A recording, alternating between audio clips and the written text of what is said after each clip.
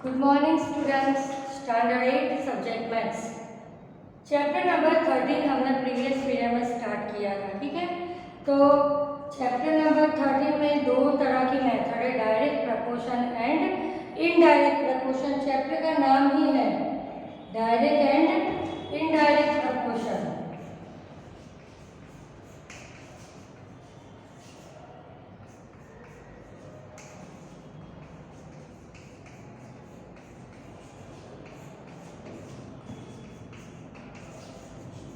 अब direct proportion हमने पहला टॉपिक लिया था और उसकी फॉर्मूला थी x1 upon y1 is equal to x2 upon y2। Okay, तो हमारे एक्सरसाइज 13.1 के एक्सरसाइज 1 एंड 2 कंप्लीट हो गई थी। अभी हम एक्सरसाइज 3 लिखेंगे।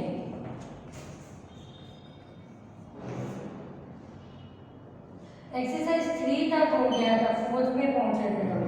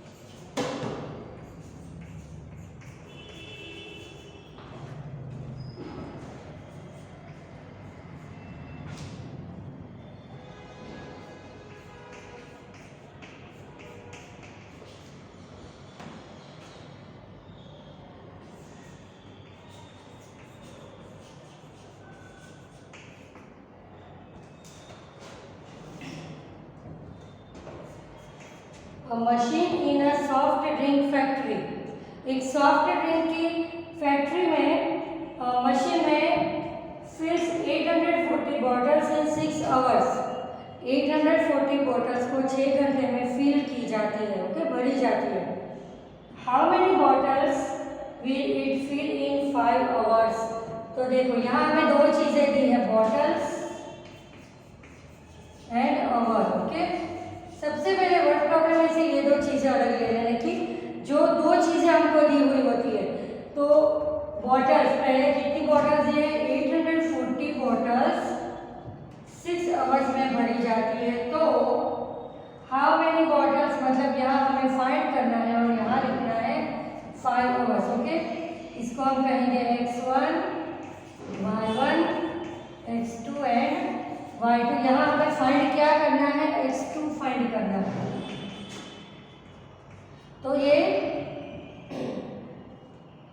डायरेक्ट प्रपोर्शन का सम है। देखो कि अगर बॉटलों का नंबर बढ़ेगा तो टाइम भी बढ़ेगा, नंबर ऑफ बॉटल कम होंगे तो टाइम भी कम होगा, इसीलिए ये डायरेक्ट प्रपोर्शन का सम है।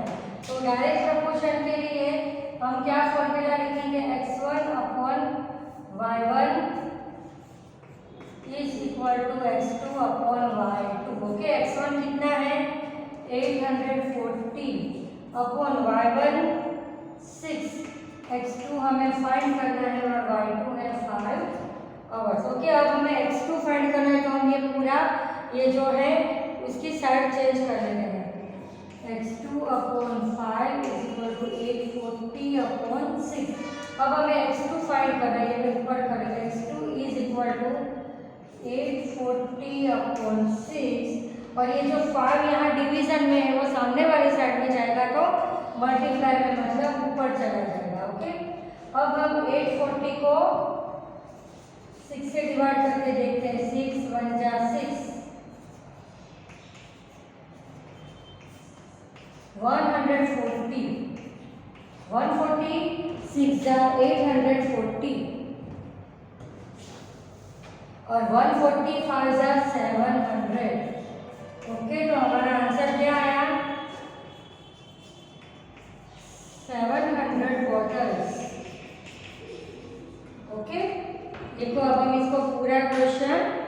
से समझ लेते हैं। A machine in a soft drink factory fills 840 bottles in 6 hours. How many bottles will it fill in 5 hours? तो 5 घंटे में कितनी बॉटल्स भरी जाएगी? तो देखो, अगर नंबर ऑफ बॉटल ज़्यादा है, ज़्यादा बॉटल्स भरनी है तो टाइम भी ज़्यादा लगेगा, कम बॉटल्स भरनी है तो कम टाइम लगेगा। मतलब इंक्रीज तो इंक्रीज और डिक्रीज तो डिक्रीज, एक ही तरह का इसमें प्रपोर्शन हो रहा है। तो पहले हमें ये देखना है कि किस तरह का प्रपोर्शन है। तो ये डायरेक्ट प्रपोर्शन है। ओके, अब हम सबसे पहले दिए हुए क्वेश्चन में से इंफॉर्मेशन अलग सॉर्ट आउट कर देंगे। यहाँ हमें दो इंफॉर्मेशन दी है, बॉटल एंड आवर्स। तो हमने लिख दिया यहाँ पर बॉटल एंड यहाँ पर आवर्स। तो बॉटल्स कितनी है? 840। कितने आवर्स में? 6 आवर्स में। तो हमें बॉटल्स फाइंड करनी है कितने आवर्स में? 5 आवर्स में। x1 y1 x2 y2 इस तरह से लिख दिया। अब डायरेक्ट प्रपोर्शन की फॉर्मूला क्या है?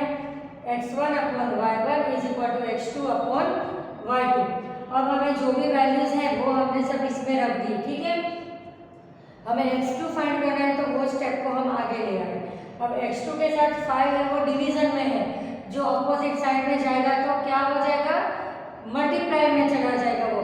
जैसे कि ये डिनोमिनेटर में है, साइड चेंज होगी तो वो न्यूमरेटर में चला जाएगा। ओके, अब हमने कटिंग किया, 840 डिवाइड बाय 6 किया तो 170 आया। ओके, अब सॉरी 140 आया। अब 140 मल्टीप्लाई बाय 5, 14 5 70 और पीछे 0 लग गया तो आंसर क्या आया? 700। 700 क्या आया? 700 बॉटल्स। ओके, अब हम नंबर 5 करेंगे।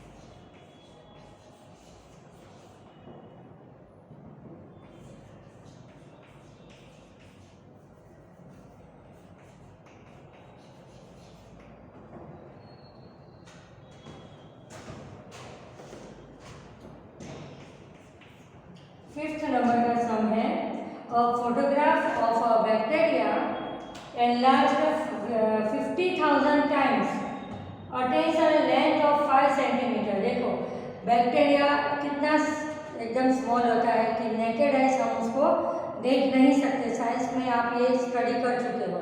तो यहाँ पर बैक्टीरिया के लिए ऐसा कहा गया है कि माइक्रोस्कोप के अंदर उसको 50,000 टाइम्स एनलार्ज किया तो वो कितने लेंथ का दिखा? 5 सेंटीमीटर लेंथ का वो दिखा। तो अगर उसको 20,000 टाइम्स एनलार्ज करेंगे तो वो कितने सेंटीमीटर का दिखेगा? छोटा दिखेगा ना, 5 सेंटीमीटर से तो छोटा ही दिखेगा। तो देखो यहाँ दो चीज़ें क्या दी हैं, एनलार्ज एंड दूसरा है size length, enlarge and length. अब अगर उसको 50,000 टाइम्स एनलार्ज किया तो वो 5 सेंटीमीटर का दिखा।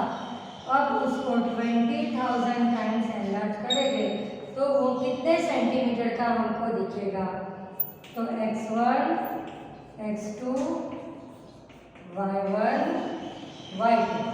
ये डायरेक्ट प्रपोर्शन का सम है कि अगर ज़्यादा एनलार्ज किया तो बड़ी लेंथ का दिखेगा, उससे कम एनलार्ज करेंगे तो उससे ये जो सेंटीमीटर लेंथ दी है उससे कम लेंथ का वो दिखेगा। ओके, तो उसकी फॉर्मूला हम लिखेंगे x1 upon y1 is equal to x2 upon y2। x1 है 50,000, y1 है 5, x2 है 20,000 और y2 हमको फाइंड करना है। ओके, तो 20,000 upon y2 is equal to 50,000 upon 5। अब हमें y2 को आगे लाएंगे तो क्या होगा? सामने वाला रिवर्स हो जाएगा, बराबर। 5 अपॉन 50,000 और ये जो न्यूमरेटर में था वो डिनोमिनेटर में चला गया, 20,000 डिनोमिनेटर में आएगा तो वो चला जाएगा न्यूमरेटर में। ओके, यहाँ पर ये इस तरह का होगा तो ये दोनों स्टेप को पहले उल्टे कर देने थे कि हमें y2 फाइंड करना है, या तो हम क्रॉस मल्टीप्लाई, देखो उल्टा भी नहीं करना, मैं आपको डायरेक्ट क्रॉस मल्टीप्लाई करवा देती हूँ। तो ये y2 यहाँ चला गया, बराबर, ऐसे हो गया y2 multiply 50,000 is equal to सामने क्या था? 20,000 मल्टीप्लाई बाय 5, 20,000 मल्टीप्लाई बाय 5। अब y2 is equal to 20,000 multiply by 5 upon 50,000। सारे जीरो कट हो गए, 5 5, तो ये 2 सेंटीमीटर हमको दिखेगा, 2 सेंटीमीटर लार्ज दिखेगा। यहाँ y2 is equal to 2 centimetre large. Okay, ये डायरेक्ट प्रपोर्शन का सम है। किस तरह से कि अगर उसको ज़्यादा टाइम एनलार्ज करेंगे, 50,000 टाइम एनलार्ज किया तो 5 सेंटीमीटर का देखा, तो 20,000 टाइम एनलार्ज करेंगे तो वो ऑब्वियसली 5 सेंटीमीटर से कम दिखेगा। मतलब यहाँ ये इंक्रीज हो रहा है तो ये भी इंक्रीज होगा। ओके, अब यहाँ पर ये डिक्रीज हो रहा है तो ये भी डिक्रीज होगा। तो ये कैसा? डायरेक्ट प्रपोर्शन का समय। तो उसकी फॉर्मूला हम क्या लिखते हैं हर बार? x1 upon y1 is equal to x2 upon y2। इसमें हमने सारी वैल्यूज रख दी तो एट लास्ट हमको y2 हमें फाइंड करना है कि कितनी लेंथ होगी जब वो बैक्टीरिया को हम 20,000 टाइम्स लार्ज करेंगे तो वो हमको 2 सेंटीमीटर लेंथ का दिखेगा। ओके, तो बहुत सिंपल सम है और ये डायरेक्ट प्रपोर्शन का सम है, ये भी हमें समझ लेने का। अब नेक्स्ट क्वेश्चन करेंगे number 6।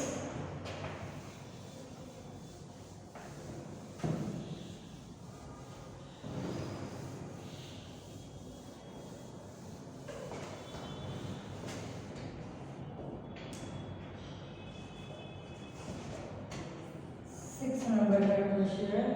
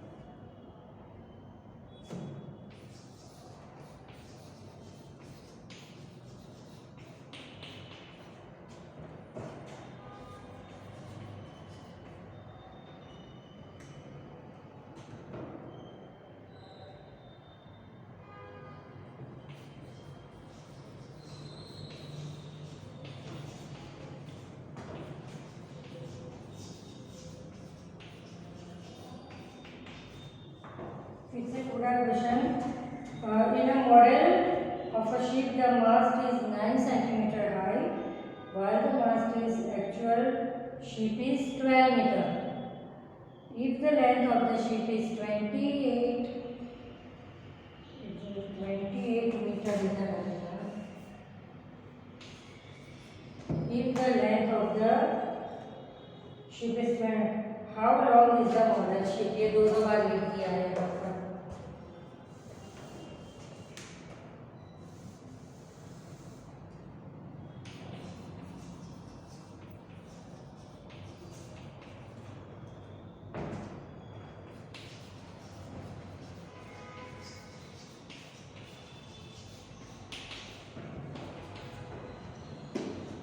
In a model of a ship, the mast is 9 centimeter high. When the mast is at the actual ship is 12 meter high, if the length of the ship is 28 meter high, how long is the model ship? Okay, यहाँ दो चीजें क्या दी गई है हमें, एक तो height दी गई है और लेंथ दी गई है, हाइट और लेंथ। ओके, तो पहली हाइट कितनी है, मॉडल शिप का 9 सेंटीमीटर हाइट है यहाँ पर। When the mast is actual ship is 12 metre high, तो द लेंथ उसकी है 28 मीटर। ओके, तो हमें उसकी एक्चुअल लेंथ फाइंड करनी है। ओके, तो हम यहाँ लिखेंगे x1, x2, y1 and y2। Okay, अब ये देखो हाइट बढ़ रही है तो ये लेंथ भी ऑब्वियसली बढ़ती जाएगी, तो ये डायरेक्ट प्रपोर्शन का सम है। तो उसके लिए फॉर्मूला लिखेंगे x1 upon y1 is equal to x2 upon y2। Okay, ये डायरेक्ट प्रपोर्शन की फॉर्मूला है। अब हम वैल्यूज रख देंगे 9 upon 21, sorry x1 upon y1, तो यहाँ हमें y1 तो फाइंड करना है और x2 है 12 एंड y2 है 28। ओके, क्रॉस मल्टीप्लिकेशन कर लेंगे तो 12 multiply y1 is equal to 9 multiply 28, therefore y1 is equal to 9 multiply 28 upon 12। अब कट करेंगे, 3 4 जा 12, 3 3 जा 9, 3 के टेबल में 28 कब आता है, 7 जा, सॉरी 4 के टेबल में 4 7 जा 28, therefore y1 is equal to 21 metre. Okay, y1 answer आता है हमारा 21 मीटर। ठीक है, तो इस तरह से ये डायरेक्ट प्रपोर्शंस के सम किए जाते हैं। तो सभी इसी मेथड के सम्स हैं। ओके, तो बार बार एक ही मेथड के 10 सम करें या 2 सम करें, हमें मैक्सिमम मेथड लर्न करनी होती है। ठीक है, कि अगर ये इंक्रीज हो रहा है तो यहाँ पर भी इंक्रीज होना चाहिए, अगर यहाँ पर डिक्रीज हो रहा है तो यहाँ पर भी डिक्रीज होना चाहिए, तो होता है डायरेक्ट प्रपोर्शन। और अगर उससे उल्टा, अगर यहाँ इंक्रीज हो रहा है यहाँ डिक्रीज हो रहा है तो इनडायरेक्ट प्रपोर्शन आएगा। ओके, तो अभी हमने डायरेक्ट प्रपोर्शन के बहुत सारे सम्स कर लिए हैं, तो अब मैं इनडायरेक्ट प्रपोर्शन ले रही हूँ। ठीक है, आगे के सारे सम सेम मेथड के हैं, तो ज़रूरी नहीं है कि हम सारे के सारे सम सॉल्व करें।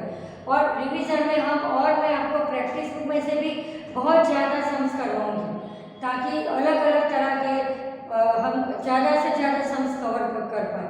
तो आज डायरेक्ट प्रपोर्शन के लिए हम यहाँ तक सम्स रखते हैं।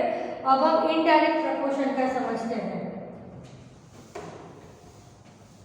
अब आपको इसकी मेथड समझ में आ गई। ठीक है,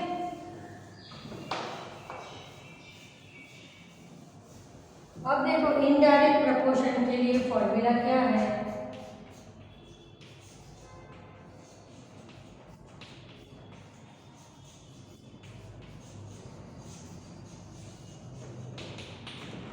x1 into y1 is equal to x2 into y2, ये इनडायरेक्ट प्रपोर्शन की फॉर्मूला है।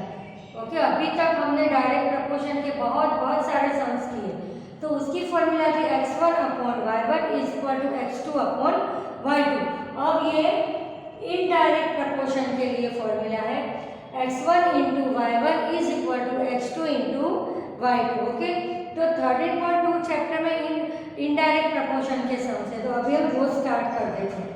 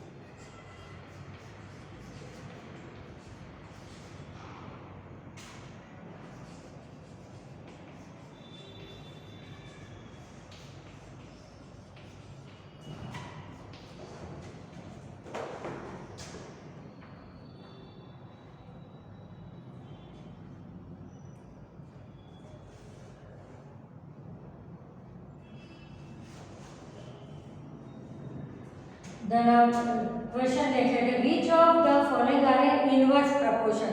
मैं जो इनडायरेक्ट बोल रही हूँ वो इनवर्स प्रपोर्शन भी उसको हम बोलते हैं। ओके, तो इसमें हमको ऐसे 5 दिए हुए हैं, मैंने अभी 2 ही लिखे हैं, ठीक है, कि इसमें से कौन सा इनवर्स प्रपोर्शन में है। तो देखो, the number of workers on a job and time to complete the job. Job में जो वर्कर्स हैं, नंबर ऑफ वर्कर्स और time complete to on a job. तो ये ज़रूरी नहीं है कि ज़्यादा वर्कर्स हो तो जल्दी काम हो जाए और कम वर्कर्स हो तो देर लगे, क्योंकि किसी की स्पीड कम होती है, किसी की स्पीड बहुत ज़्यादा होती है। कुछ 10 लोग मिलकर भी जिस टाइम में कंप्लीट नहीं कर सकते, तो 5 लोग मिलकर वही काम उससे भी कम टाइम में कंप्लीट कर सकते हैं। तो यहाँ पर हमें ऐसा कहा है कि the number of workers on a job and time to complete the job. तो ये इनवर्स प्रपोर्शन है। ऐसा नहीं कि जैसे मेंबर्स बढ़ेंगे तो टाइम भी कम होता जाएगा। तो ये फर्स्ट नंबर का है inverse proportion.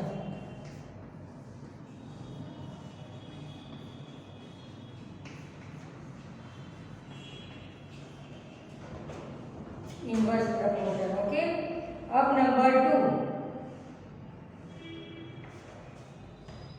the time taken for a journey and the distance traveled in a uniform speed. Uniform speed that means constant speed पर कोई व्हीकल जा रहा है। ओके, तो क्या है, टाइम बढ़ेगा तो स्पीड भी उतनी ही रहेगी, मतलब स्पीड बढ़ती तो जाएगी ही ना, ऐसा नहीं है ना कि स्पीड कम हो गई। यूनिफॉर्म स्पीड से जा रहा है, तो ये डायरेक्ट प्रपोर्शन का एग्जाम्पल है। Direct proportion. ओके, ये है डायरेक्ट प्रपोर्शन का सम। तो अब हम आज यहाँ तक रखते हैं और नेक्स्ट पीरियड में हम इसी मेथड के इनवर्स प्रपोर्शन के सम्स आगे कंटिन्यू करेंगे। Thank you.